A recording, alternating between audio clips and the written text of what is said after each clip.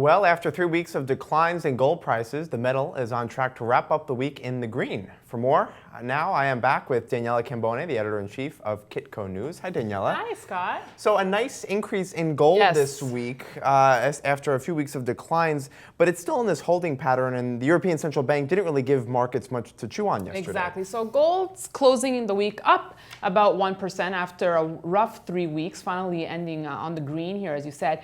The ECB was supposed to be the big event of the week, but it kind of came and went without much of a whimper here. They decided not to move rates.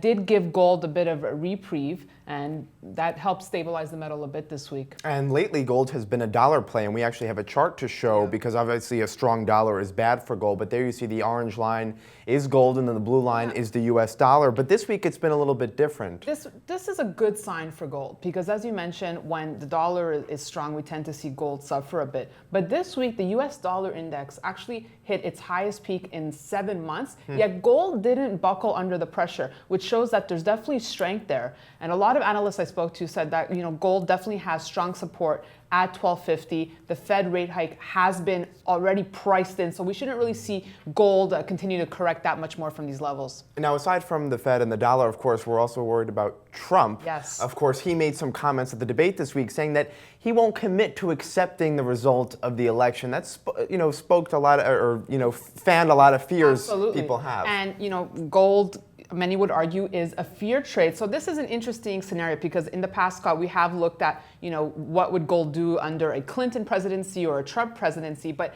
he's kind of created a third scenario here. If he doesn't, agree to the election results should Clinton win, what would this do to gold? Now, obviously we've seen gold tends to do extremely well in uncertain times. It's a fear trade. So many would say that it's time to back up the truck if he were to contest it and stock up on gold here. Yeah, because the markets hate uncertainty. Exactly, and gold even more. So. They want to get this election out of the way. Now, looking ahead to next week, we have some Fed speakers on Monday, William Dudley. That's going to be important. And we also have the first estimate on third quarter GDP next Friday. So next week is a heavy U.S. data week, and we'll see if it continues to support the dollar. And as you mentioned, gold is a dollar play right now, and we'll see what that does to the metal. So big week next week. Big week. Yep. Daniela Cambone, thank you for joining us. Thank you, Scott.